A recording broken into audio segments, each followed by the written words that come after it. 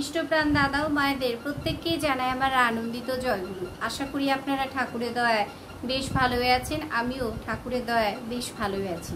প্রত্যেক দিনের মতো পরম প্রেমময় শ্রী শ্রী ঠাকুর অনুকূল চন্দ্রের নারী নীতি গ্রন্থ পাঠ করব এবং তার ব্যাখ্যা করার চেষ্টা করব। প্রত্যেক দিনই আমি পরম প্রেমময় শ্রী শ্রী ঠাকুর অনুকূল চন্দ্রের বিভিন্ন গ্রন্থ থেকে বাণী পাঠ করি এবং তার ব্যাখ্যা করার চেষ্টা করি।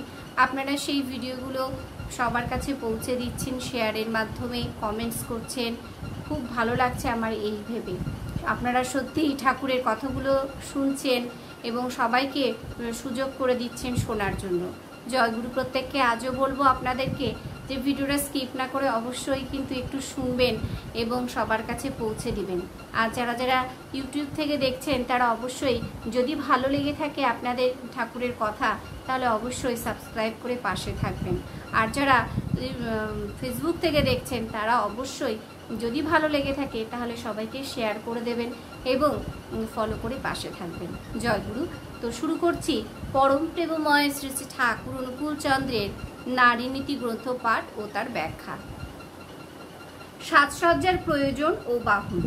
নারীর সাজসজ্জা পরম পরিচ্ছদ চলন চরিত্র এমনতর হওয়া উচিত যাহা পুরুষের মনে একটা উন্নত পবিত্র সদ্ভাবের সৃষ্টি করে। ঠাকুর বলছেন সাজসজ্জার প্রয়োজন ও বাহুল্য। নারীর সাজসজ্জা কেমন হওয়া উচিত, কিন্তু আমরা এখনকার যুগে এসে সাজসজ্জা এবং চলন চরিত্র পোশাক পরিচ্ছদ এমন আমাদের হয়ে গেছে যাতে আমাদের ঠাকুর যা বলেছেন তার বিপরীত। ঠাকুর কি বলেছেন? নারীর সাজসজ্জা পরণ পরিচ্ছদ। আমার সাজসজ্জা, আমার সাজগোজ, আমার পরণ পরিচ্ছদ, আমি কি পরে থাকি, চলন চরিত্র এবং চলন কেমন এবং চরিত্র কেমন, এমনতরই হওয়া উচিত। এমনতর হওয়া উচিত ঠাকুর বলছেন যাহা পুরুষের মনে কি হবে? উন্নত পবিত্র ও সদ্ভাবের সৃষ্টি করবে, উন্নত ধারা সৃষ্টি করবে, পবিত্র মনোভাবের সৃষ্টি করবে এবং সদ্ভাবের সৃষ্টি করবে।